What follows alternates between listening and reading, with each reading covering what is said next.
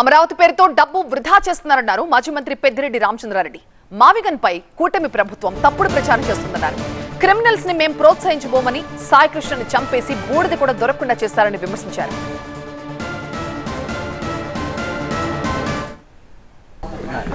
మావిగన్ వల్ల ఒక ప్రాంతం అంతా కూడా వెనుకబడిన ప్రాంతం అంతా కూడా అభివృద్ధి చెందే పరిస్థితి ఉంది.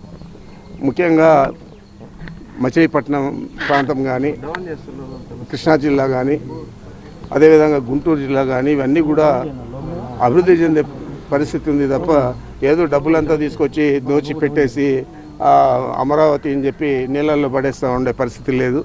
ఇది తప్పకుండా అందరికీ ఆమోదయోగ్యం. మా పార్టీలోనే కాదు ప్రజలకు కూడా ఆమోదయోగ్యంగా ఉందని చెప్పి నేను తెలియజేస్తా ఉన్నాను.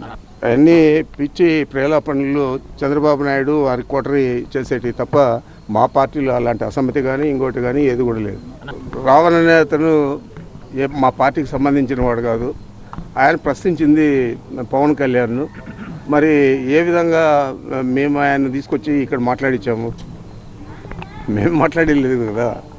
అదేవిధంగా ఎవరైనా ఒకరిని టార్గెట్ చేసి చంపేస్తే వాడు క్రిమినల్, వాడికి ఎందుకు సపోర్ట్ చేస్తారని అడగచ్చా చంద్రబాబు నాయుడు, పవన్ కళ్యాణ్?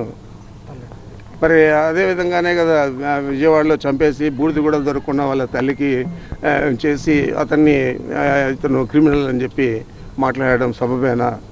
మరి ఇలాంటివన్నీ కూడా తెలుగుదేశం పార్టీకి, జనసేన పార్టీకి వాళ్ళకి చెల్లుతాయి తప్ప మేము ఎప్పుడు కూడా క్రిమినల్స్ను ప్రోత్సహించడం లేదు.